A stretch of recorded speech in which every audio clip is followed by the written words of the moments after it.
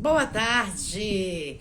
Estamos começando o programa Bate-Papo Legal com transmissão pelo canal TP Fest. Hoje nós temos entrevista pelos espaços jurídicos com a advogada doutora Marjara Garcês, de Chapecó, Santa Catarina, que vai estar conversando conosco sobre o tema regularização diária.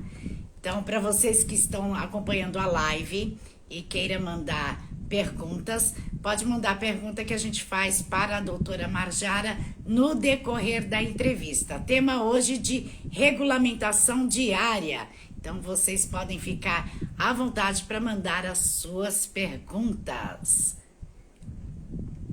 Hoje o bate-papo legal é pelos espaços jurídicos com a advogada doutora Marjara Garcês, de Chapecó, Santa Catarina, que vai estar conversando com a gente sobre o tema. Hoje, regulamentação diária. Uma boa tarde a todos. Estamos aqui aguardando a doutora Marjara entrar. Então, quando a doutora entrar, é só mandar um oi, ok? Vamos mandar aqui o convite aqui. Estamos com transmissão pelo canal TP Fest. Hoje com a entrevista com a doutora Marjara Garcês.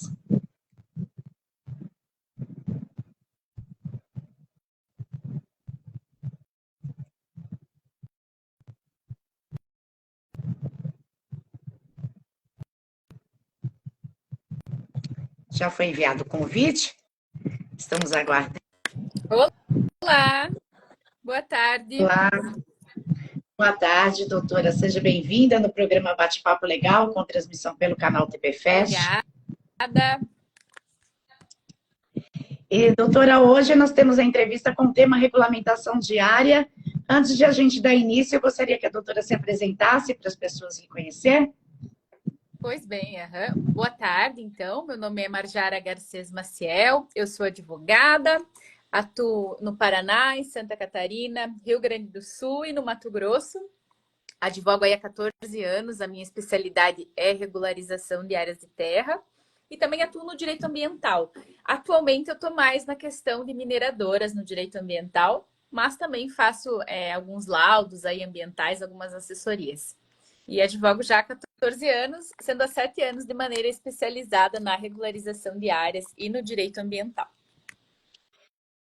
Ok. Então vamos dar início à entrevista. Como se dá a regulamentação da área urbana e rural, doutora? Bom, basicamente, o processo para regularização de áreas de terra, isso nós estamos falando dentro do REURB, né, da lei do REURB. Existem diversas modalidades de irregularidades numa área. Pode ser de edificação, pode ser de registro, né? Falando especificamente do parcelamento irregular de solo, que é o que a lei do REURB veio aí, entre várias outras soluções, resolver, o processo se dá da mesma forma, tá? Houve aí uma corrente, uma época que dizia que não seria possível aplicar REURB em áreas rurais. Isso já está superado, né? Existe já na própria lei do REURB especificado isso, tá?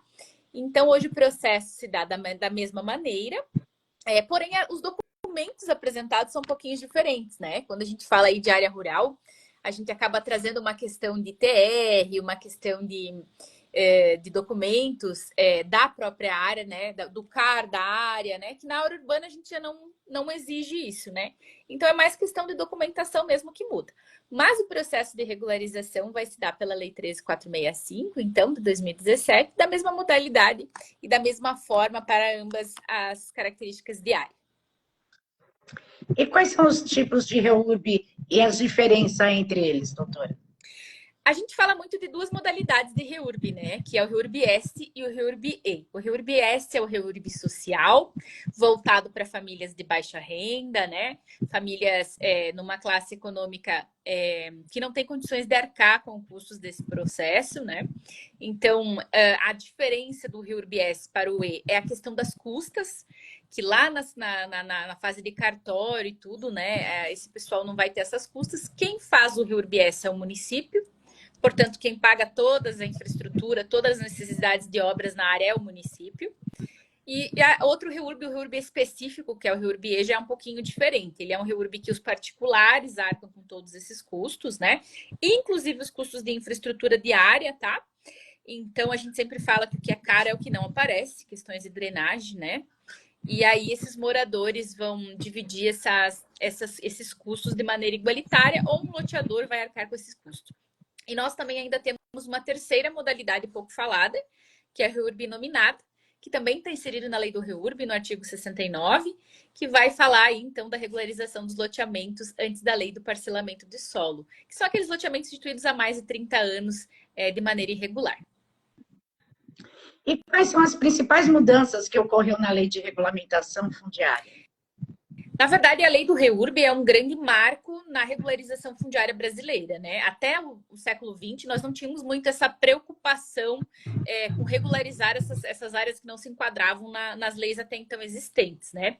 Então, essas pessoas acabavam ficando à margem da lei. A consequência é que eles não tinham endereço, não podem fazer financiamentos de suas áreas, uma série de questões, né? Então, com o advento da lei do REURB, a gente teve um grande avanço. Antes nós tínhamos legislações como Minha Casa Minha Vida, Casa Verde e Amarela, nós não tínhamos legislações específicas voltadas para regularizar essas situações. Então, a lei do REURB foi um grande avanço, trouxe definições de núcleos urbanos informais, demarcações urbanísticas, e trouxe a possibilidade de nós tirarmos essas pessoas, então, que estavam em áreas com parcelamento irregular de solo, com metragem que não é possível desmembrar. Lotezinhos de 100 metros, né? Como que a gente faz um desmembramento desse? É impossível, né?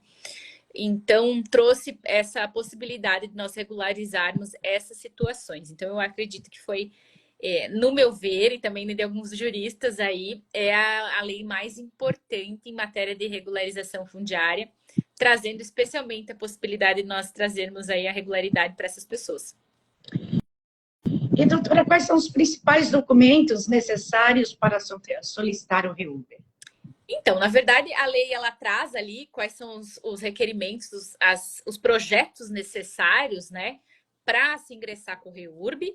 É claro que o município é o grande juiz deste processo, que é todo administrativo, então o município pode instituir decreto pedindo mais documentos, mas basicamente é requerimento dos legitimados, projetos urbanísticos, os levantamentos topográficos, estudo social da área, né?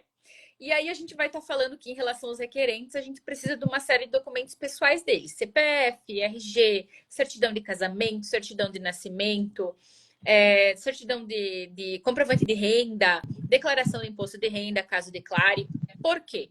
Primeiro, para poder classificar esse REURB. É com base nessa documentação que a gente vai saber se o REURB é social ou específico. E depois, para emissão do CRF. Todos esses dados têm que estar na certidão de regularização fundiária, que é o que vai fazer nascer as matrículas. E, doutora, nós temos muitos problemas aí, que muita gente acaba invadindo e não tendo a documentação. É quando essas pessoas não têm como provar que o imóvel é compra como posse, tem como resolver esse caso pela REURB também? Sim, tem como sim. Desde que ele comprove que ele faz parte deste núcleo urbano informal consolidado a uma determinada margem de tempo. Né? No caso da legitimação fundiária, que é uma das modalidades de processo de REURB, que vai dar a matrícula lá no final, você precisa ter esta área consolidada até 22 de dezembro de 2016. Então, você precisa provar que a sua casa estava lá até esta época, né? E no caso da legitimação de posse, onde o município vem legitimar a sua posse, dizer, não, ele está aqui há 5 anos, que é o prazo mínimo de um uso capião urbano, digamos, né? Ou de um uso capião especial rural. E eu legitimo esta posse, você precisa comprovar este tempo de posse, então. Como que eu faço essa prova? Declaração de testemunhas, fotos na área, imagens de Google Earth, geralmente a gente busca para comprovar que aquela casa estava lá há 5 anos, há 6 anos. Então, é possível sim. Aí nós vamos entrar no mecanismo ali do que fala o uso capião, né? Que o uso capião é quando a pessoa acaba exercendo por um lapso de tempo aí a posse mansa e pacífica do imóvel e o proprietário perde seu direito sobre aquela área por desídia. Abandonou, não é mais seu. Okay. E quando ocorre a descaracterização de um imóvel rural para urbano? Na verdade, A descredização padrão, ela tem um procedimento previsto no INCRA, né? Dentro do processo de REURB, isso vai acontecer de maneira automática. Quando eu transformo uma área, eu regularizo o parcelamento de uma área rural através da lei do REURB, o município acaba tendo que rever, então, esse planejamento urbano, essa divisão urbana, para caracterizar aquela faixa que foi regularizado o parcelamento do solo dentro de uma área de expansão urbana ou dentro de uma área urbana. Então, o REURB por si só vai mudar o zoneamento desta área quando nós estamos falando de área rural, né? Na área urbana, ele vai permanecer sendo urbano. Na área rural, ele vai ser trazido para uma área de expansão urbana ou para uma área urbana por força do REURB. Aí o município vai mexer nesta questão do plano diretor dele regulamentando isso, né? E como manter a área de reserva legal quando o imóvel rural passa para integrar essa área urbana? Isso é uma pergunta bem importante, né? O STF, o STJ e o STF têm julgado sobre isso. Em muito recente, o STJ tem um julgado sobre isso, dizendo que a conversão da área de rural para urbana não gera anulação automática da reserva legal. Então, não é porque minha área ficou urbana que automaticamente eu vou ter que deixar de ter a reserva, tá? Para que isso ocorra, precisa haver uma legislação municipal que indique diretrizes técnicas de impactos de solo e de impactos de área, né? Para essa descaracterização. Então, não é uma conversão automática. Muitas vezes também vai precisar de algumas autorizações de extração, de corte, uma série de coisas. Muito depende do caso. Mas o mais importante é verificar o que a legislação municipal fala sobre isso. Claro que a gente tem muitos entendimentos assim. A partir do momento que a área é urbana, eu perco a função social rural dela. E aí, para que eu vou manter uma reserva se ali está vivendo um núcleo de pessoas e a área já não é mais uma área rural de plantio, enfim, né? Ela tem uma característica totalmente diferente. Mas esse julgado veio consolidar isso, dizendo assim, ó, não é automático, você precisa seguir as diretrizes técnicas municipais previstas para essa conversão, para esse desgravame, né? Da área de reserva legal, para tirar esta reserva legal cravada na matrícula, tá? E o plano diretório municipal ele é importantíssimo também para isso, né, doutora? É importantíssimo. Ele vai instituir as áreas urbanas, vai instituir onde é área rural, onde é área de expansão urbana, e também vai trazer os mecanismos aí para essas descaracterizações, inclusive as legislações, os decretos municipais específicos fundamentados sobre isso, trazendo as possibilidades, quando uma área de reserva pode ser descravada, né? Quando ela se torna urbana, trazendo todos esses requisitos, como este processo vai se dar, é muito importante que o município tenha isso para que torne possível ao particular fazer, né? E, doutora, para realizar toda essa regulamentação, seja o imóvel, uma área urbana ou rural, é necessário sempre ter a assessoria jurídica, o acompanhamento do advogado. Sempre não, tá? A gente tem hoje outros profissionais que atuam na regularização de áreas de terra, inclusive em processos de REURB, aí nós temos topógrafos, engenheiros, arquitetos, né? Que fazem todo esse processo do começo ao fim. O que a gente vê é que, na verdade, às vezes falta um respaldo jurídico, né? Porque nem sempre você vai estar de frente com um poder municipal preparado para fazer aquele processo. E aí, o técnico, o engenheiro, o arquiteto que analisa lá esse processo lá dentro do município, ele não consegue interpretar a lei muitas vezes. E aí, o trabalho de um advogado assessorando esse processo vai te dar mais autoridade para questionar o município nas suas decisões, para fazer o processo andar em si. Então, eu sempre aconselho que o profissional tenha esta parceria jurídica, né, junto. Mas não é obrigatório, tá? Pode ser realizado por outros profissionais, sim, sem problema nenhum. Ok, a gente vai para a parte das perguntas dos internautas, das perguntas enviadas pelas redes sociais, pelo grupo do jurídico e também pelo site. Eu começo com a primeira pergunta, que é do Flávio de Diadema, na Grande São Paulo. Ele enviou: boa tarde, doutora. Eu gostaria de saber, pois possui um lote abandonado que vem sendo usado como campo de futebol pela comunidade. Cabe solicitar o REURB e quem pode solicitar? Na verdade, Flávio, boa tarde, né? Na verdade, não seria um caso de REURB, né? Se você tem eu não entendi se é teu esse campo de futebol ou se é uma área abandonada que a comunidade usa, né? Não ficou muito claro na tua pergunta isso. Mas se for uma área abandonada que a comunidade usa e a comunidade for juridicamente instituída, inclusive a comunidade pode pedir um uso capião dessa área, né? Requerendo a área para si. Não seria um caso de REURB. Os casos de REURB, eles são aplicados quando tem um núcleo urbano informal consolidado, ou seja, pessoas ali vivendo juntas, em situação de clandestinidade. Por exemplo, vários lotes que foram comprados de 100, 200, 300 metros, formando uma comunidade, e essas pessoas não possuem a sua matrícula, o seu título de propriedade, são meras posseiras, né? E aí nós faríamos um REURB para regularizar essa situação. Eu vejo que o teu caso seria muito mais um caso, talvez, de um uso capião, de pedir o uso capião desta metragem, né? Em prol da comunidade, se a comunidade for uma pessoa jurídica instituída, que nem eu disse. Claro que aí vai ter que preencher os requisitos disso, né? Para então ter aí então essa área individualizada, né? Também vai depender a metragem desta área, mas no uso capião a gente não tem essa barreira legal, né? No uso capião eu consigo fazer um uso capião de uma área de 100 metros, como de uma área de 80, como de uma área de 1000, né? O fim do uso capião é emitir a matrícula no nome de quem tem o direito. Então, se vocês estão aí usando esta área já faz um tempo, de forma mansa, pacífica, né? E a comunidade tem uma personalidade jurídica constituída, ela pode requerer este campo em prol da comunidade. Lembrando que daí não é em prol de uma pessoa, né? Que não é uma única pessoa que usa esse campo. Mas teria que analisar bem certinho o caso em si, tá? Mas seria mais isso, não um caso de REURB. Ok, e a gente tem a pergunta do José Alencar, que é de Cabo Frio, no Rio de Janeiro. Ele falou: olá, doutora, boa tarde. Quando o loteamento for clandestino ou irregular, pode ser feito o REURB? Porque aqui em Cabo Frio, a maioria dos condomínios são de invasão e transformados em falsos condomínios.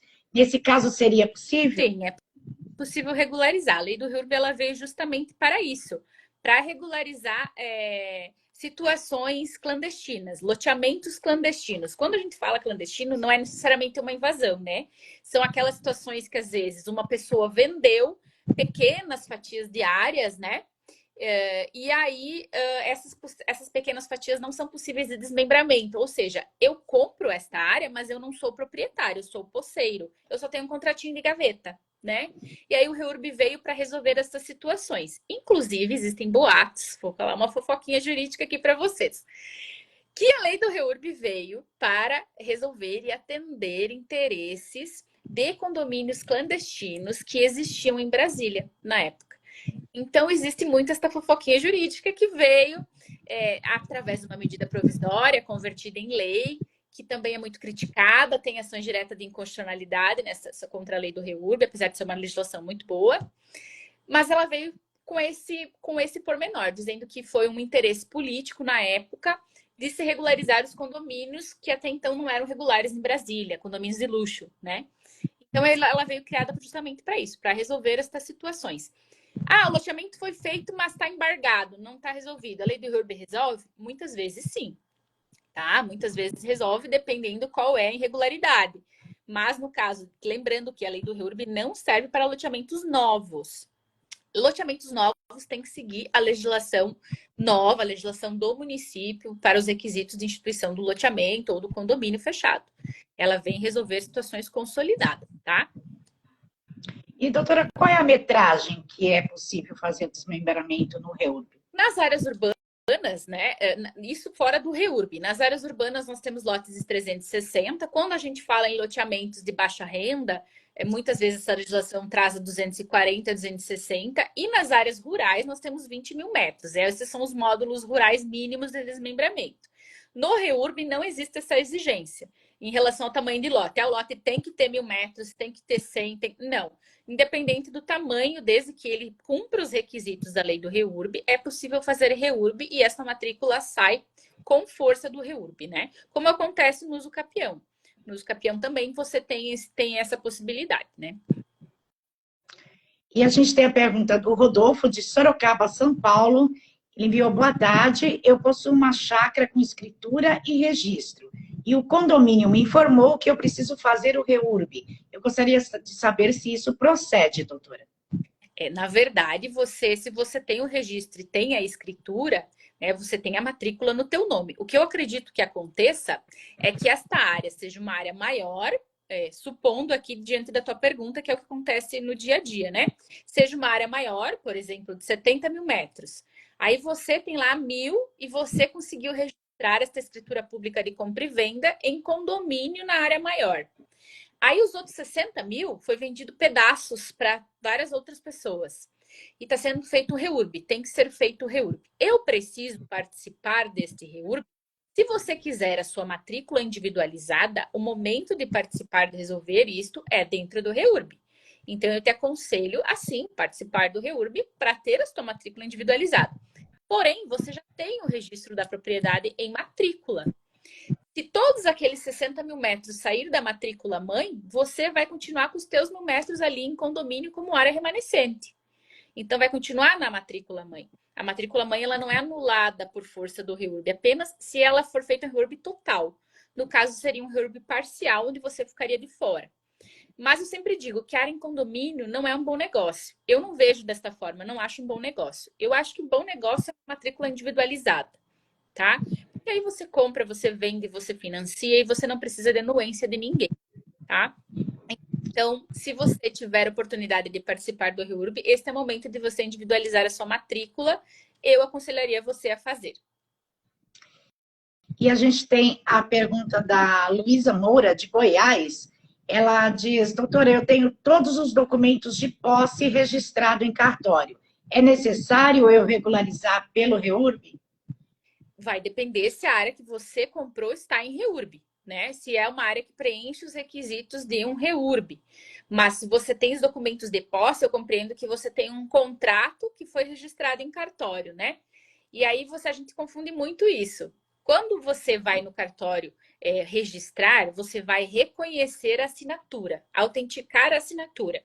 Isso não quer dizer que o seu cartório, que o seu contrato esteja registrado naquele cartório. O cartório não fica com cópia do seu contrato e nem isso é uma escritura pública de compra e venda. Não é um documento público. Portanto, nós estamos falando de um documento particular que tem a sua assinatura reconhecida em cartório. Só isso. Tá? Isso por si só também não torna um título executivo, precisa ter 2 testemunhas, tá? Então você tem a sua posse consolidada, mas não tem a propriedade. Se preencher os requisitos de um REURB, eu acho muito válido a sua área fazer um REURB. Lembrando que não existe REURB individual. O REURB é sempre coletivo. Ah, mas quantos lotes mínimos? A lei não fala. Pode ser 3, pode ser 4. Porém, não há REURB individual. Então, não tem como eu fazer sozinho o REURB da minha área. Eu preciso ter uma comunidade que queira fazer isso. 3 ou 4 pessoas, né? Que queiram fazer este REURB, tá? Inclusive, tem a pergunta da Jamile, que está chegando aqui. Ela fala, olá, doutora, boa tarde. Eu gostaria de saber se é possível solicitar o REURB em um lote único. Jamile, então, sem querer, acabei respondendo a sua pergunta. Boa tarde. REURB individual não existe, tá? Então, não é possível fazer REURB de um único lote. A lei já fala isso, até porque a própria lei traz esse conceito de núcleos urbanos informais consolidados. Então, é um núcleo realmente, tá? Como eu disse, não tem mínimo de lotes, mas uma faixa de 3 ou 4 lotes, né? O que não pode ser individual o pedido, tá? Aí nós estaríamos falando de outras questões jurídicas de regularização. Talvez um uso capião, né? E outras questões. Eu tenho muitos clientes que não conseguem reunir a comunidade para fazer um REURB, porque já é difícil conciliar o interesse de um, né? Imagina o interesse de 50. A gente tem áreas com 80 lotes de REURB em cima, né? Então, são áreas com 80 matrículas saindo. Não é fácil conciliar o interesse de todo mundo. E muitas vezes esses REURBs não acontecem porque as pessoas não entram num acordo sobre isso, né? E aí, realmente, quando a pessoa já preenche todos os requisitos, ela opta por fazer individualmente o uso capião da área dela, sem depender dos demais, né? Então, tem esse problema do coletivo aí para ser enfrentado. E a gente tem a pergunta da Regiane, de Alfenas, Minas Gerais. Ela fala, boa tarde, doutora. Eu tenho uma área grande que foi herdada do falecimento da minha mãe e do meu pai. Mas eu e meus irmãos não fizemos o desmembramento. Eu gostaria de saber se é possível fazer pelo uso capião ou pelo REURB. Nesse caso, Regiane, boa tarde. Você vai ter que fazer um inventário dessa área. tá? Porque se essa área tiver o nome do teu pai e da tua mãe, vocês, enquanto herdeiros, não conseguem fazer um uso capião ou um desmembramento sem antes desenrolar este inventário, tá? Então, vocês vão ter que fazer um inventário desta área, principalmente se essa área está registrada do nome do teu pai e da tua mãe, que eu acredito que aconteça pela tua pergunta, né? Então, primeiro de tudo, fazer um inventário da área, tá? É através do inventário que vocês vão partilhar este patrimônio e conseguir desenrolar ele para uma venda futura. E a gente tem a pergunta do Carlos de Cuiabá também. Ele fala: boa tarde, doutora. Caso eu tenha todos os documentos necessários para fazer o REURB, eu posso regularizar o imóvel apenas de 4 no condomínio? Sim, consegue sim. De 4 pessoas já consegue. Como eu disse, não pode o REURB individual, né, Carlos? Inclusive, o Carlos está aqui perto de mim. Eu estou em Itapurá, no Mato Grosso.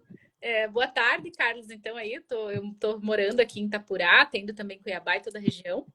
E você pode fazer sim, com 4 pessoas já é possível fazer, desde que nem eu disse, você preenche os requisitos da lei do REURB. Aí vai depender dos requisitos que você preenche. Ou o processo vai se dar por legitimação fundiária, onde a matrícula sai já lá no final do processo, e eu preciso ter esta área consolidada até 22 de dezembro de 2016, ou ela vai ser por legitimação de posse, que o município vai legitimar a tua posse, depois do registro da CRF, contados 5 anos, do registro desta posse reconhecida, você ganha sua matrícula individual, né? Que aí a única coisa a se preencher, a se provar é o tempo de posse aí realmente desse núcleo. São 2 modalidades do REURB. Inclusive, tem alguns municípios bem resistentes em fazer a legitimação de posse. O município de Chapecó é uma referência em REURB, eles têm toda uma secretaria instituída, é um município que faz REURB, muito REURB, e teve uma alteração de decreto agora no mês 3, né, no mês 3 do ano passado, que trouxe a possibilidade de se fazer legitimação de posse. Então, até então, o município não fazia, né? Apesar da lei federal falar, a 13465 falar dessa legitimação de posse, o município não aplicava. Então, hoje o município aplica e isso trouxe o desenrolar das outras questões, né? Tá? Para as outras pessoas que estavam nessa... Ah, mas se eu não tenho meu núcleo até dezembro de 2016, então não posso resolver? E era o que acontecia, né? Não podia resolver porque o município não fazia legitimação de posse. E agora faz, então trouxe aí a solução para as outras pessoas que não se enquadram nesse marco temporal. Esse marco não sou eu que estou dizendo, está lá na lei do REURB, tá? Foi o legislador que impôs.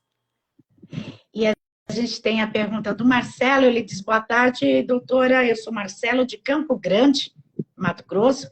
Minha pergunta foge um pouquinho do tema, mas se puder responder, agradeço. Eu gostaria de saber os cuidados necessários para compra ou venda de uma fazenda arrendada. Ótimo, boa pergunta, Marcelo. Bom, Marcelo, o primeiro caminho é sempre fazer as buscas no registro de imóveis. Certidões de ônus e ações, matrícula atualizada, procurar fazer o levantamento, principalmente da matrícula atual, é um documento bem importante, para você saber qual é a real situação do imóvel. Tirar as certidões negativas de dívidas com o INCRA, né? As certidões negativas de CAR, de TR, enfim, toda essa situação, ver como é que está o CAR, se o CAR está regular. Fazer uma consulta no INCRA, ver se esta área não possui nenhum embargo oriundo, porque é muito comum essas áreas de fazenda ter embargo sobre a área em razão de algumas infrações ambientais. Então, você está comprando uma área embargada, não é bom, né? Porque você acaba, muitas empresas sequer recebem o produto desse grão de áreas embargadas com problemas ambientais. Porque hoje a legislação entende que essas empresas que recebem grãos de áreas embargadas que têm infrações ambientais, ela é coautora deste crime ambiental. Então, elas não recebem. Tá? Então, uma série de problemas você pode ter aí em razão disso. Eu tenho alguns clientes fazenda aqui, a grande maioria dos fazendeiros que eu atendo, o problema é de origem ambiental. Então, sempre é importante você fazer também esta busca da situação junto ao INCRA, ver se tem algum processo de embargo, se tem alguma infração, queimada, desmatamento, supressão de área sem autorização, tá? Verificar bem esta situação e também tirar as certidões negativas em nome dos proprietários, para ver se o proprietário não está respondendo nenhum processo judicial que vai vir a penhorar esta fazenda, tá?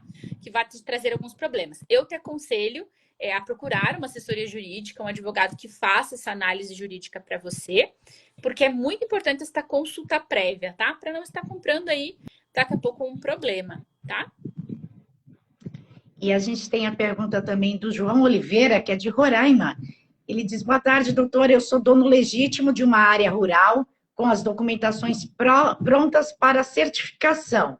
Existe a possibilidade do meu vizinho cruzar o terreno da certificação? Não, não. Cruzar o terreno da certificação. No caso, certificar a área no teu lugar. Não, a não ser Acredito que sim. o que acontece muitas vezes é que às vezes há sobreposições de áreas. No sentido de o vizinho vai lá e registrar a área dele, e quando você vai lá ver o CAR, tem sobreposição de área. Na verdade, ele registrou a sua área como dele, né? Isso acontece muito. Mas a questão do vizinho ir lá e registrar a área no nome dele e você não conseguir registrar, isso é muito difícil, tá? Quase impossível. A não ser que ele entre com um pedido judicial do usucapião, mas aí vai ter todo o contraditório, ampla defesa. Se você tem toda a documentação, você pode ir no registro de imóveis e fazer todas as transferências. O vizinho não é parte legítima para pedir isso, a menos que a lei diga que ele tem esse direito, a menos que um juiz venha e diga numa ação do usucapião que ele tem esse direito, né? Ou alguma coisa assim. O que talvez você enfrente é algum problema no CAR, de sobreposição de área. A gente vê muito acontecer isso aqui no Mato Grosso. Os CARs têm muito sobreposições de área. Então, a área do cliente está registrada lá no nome do João da Silva, né? Mas isso é bem fácil de resolver, com uma retificação de CAR, tá? E a gente tem a última pergunta enviada aqui pelo site, que é do Kleber, de Cuiabá. Ele diz: boa tarde, doutor, eu sou de Cuiabá, mas eu tenho uma área no Alto do Xingu e possuo uma parte de preservação. Nessa parte da preservação está como posse. Eu gostaria de saber como eu posso estar regularizando essa parte. Você já tem, será, a propriedade do restante da área? Acredito que sim, né? Provavelmente essa situação se dá porque talvez a área lá em cima é área de indígena, alguma coisa assim, com proteção de reserva especial, né? Amazônia Legal, alguma coisa assim. Teria que analisar de fato a tua matrícula para saber por que é mera posse, né? Essa questão da reserva e o resto da propriedade, para poder entender melhor esse mecanismo jurídico do que aconteceu para uma parte estar como tua propriedade e uma parte como mera posse, tá? Não deu para compreender muito bem a tua pergunta. Eu acho que com uma análise ficaria mais fácil de te responder, até para não estar dizendo nada de errado por aqui, num caso concreto, tá? Ok, doutora. E a gente está quase chegando ao final da entrevista. Eu gostaria que a doutora deixasse seus contatos para quem quiser segui-la na rede social, tirar dúvidas, esclarecimento, como pode estar fazendo? Eu posto bastante conteúdo, bastante dicas jurídicas. Então, quem quiser me acompanhar, o Instagram é ADV Marjara Maciel. Estou sempre lá postando novidades, então fiquem à vontade para entrar em contato. Lá também tem meu e-mail, tem o WhatsApp, tem telefone do escritório. Então, quem quiser aí manter contato, tirar dúvidas, ou enfim, contratar essa mera profissional ou não, ou só tira dúvida realmente, assim, né? Que é o fundo do meu Instagram é esse, é só prestar esclarecimento de dúvidas, tá? Mas quem quiser algum auxílio, alguma coisa, me segue lá, vai estar sempre bem atualizado, ADV Marjara Maciel.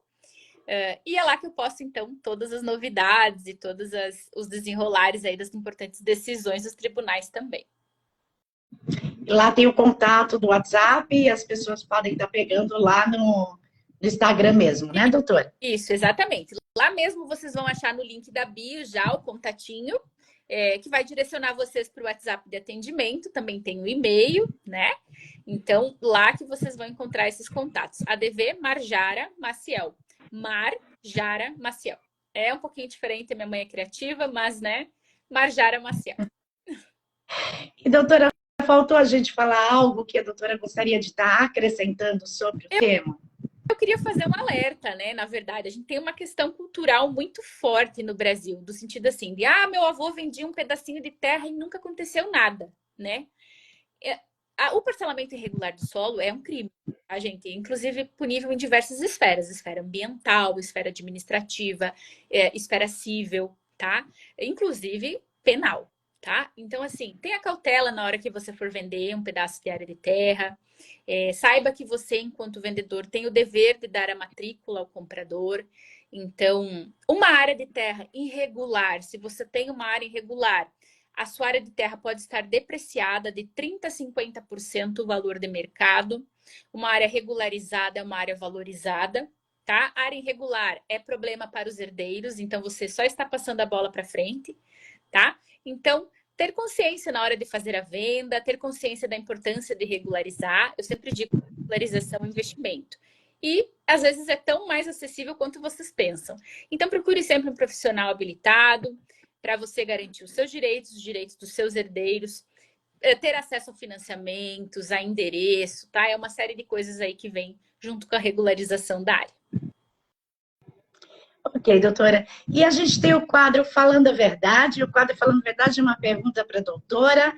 E a pergunta é: o que o direito representa para você? Nossa, eu já advogo há tanto tempo, 14 anos advogando. Eu acho que eu nem sei fazer mais nada da vida. É só isso mesmo. Eu sou professora universitária, professora de pós-graduação. Gosto muito do direito, acho que o direito, todo mundo deveria fazer a faculdade de direito. Por quê? Porque as pessoas têm que ter consciência das suas obrigações e dos seus deveres e dos seus direitos, né? Então, eu acredito que seria uma faculdade fundamental que qualquer pessoa deveria ter, né? Mesmo que por um hobby, talvez. Eu sei que também às vezes não é fácil fazer direito, tem o seu custo, né? Mas o direito significa, acho que, o acesso a tudo que é possível, né? Ao seu direito, às questões que afetam as outras pessoas. Eu acho que tem muito a função social no meu trabalho também. Você vê um cliente com o seu problema resolvido, a gratidão dele com aquilo, né? Eu acho que vai muito além dos meros honorários ou da situação em si. Nós fizemos muito trabalhos pro bono no nosso escritório também. Atendemos pessoas de baixa renda sem cobrar, porque o direito tem muito esse papel social e é muito importante que os advogados também tenham esta consciência, né, de retribuir um pouco ao universo o conhecimento e que eles sabem. Então, eu acho que é uma faculdade maravilhosa. Quem está pensando ainda em fazer, se joga, porque tem muito campo, principalmente no direito imobiliário e no direito ambiental. Quanto mais especializado o profissional for, mais campo ele tem, né? É que nem o médico, hoje em dia quase ninguém faz tudo, né? A pessoa realmente é especializada. E é muito importante se especializar, tá? Então, eu acho que o direito é a grande transformação do social, né? Ok, doutora. Eu agradeço a sua presença, a sua disponibilidade aqui no programa Bate-Papo Legal, através dos espaços jurídicos e principalmente tirando as dúvidas dos internautas nessa tarde de segunda-feira. Então, agradeço imensamente a sua disponibilidade aqui Muito com a gente. obrigada pelo espaço, pessoal, obrigada pela participação, pelas perguntas. No que eu puder auxiliar, eu fico à disposição. Muito obrigada. Ok, pessoal. E antes de a gente encerrar, vou passar novamente as redes sociais da doutora, que é @advmarjaramaciel. Então, vocês podem estar seguindo ela aí nas redes sociais e lá vocês pedem o contato dela lá na descrição. Ou, se preferir, pode entrar em contato aqui pelo direct, que a gente passa o contato da doutora Marjara Maciel para vocês, porque ela também faz parte dos espaços jurídicos. Obrigada imensamente a todos que enviaram as suas perguntas pelo chat, pelo grupo do jurídico aqui para a gente, pessoal que participou aqui da live. Então, uma boa tarde para vocês. Nós estamos encerrando o programa Bate-Papo Legal e até o nosso próximo programa. Uma boa tarde, doutora. Um abraço, boa tarde.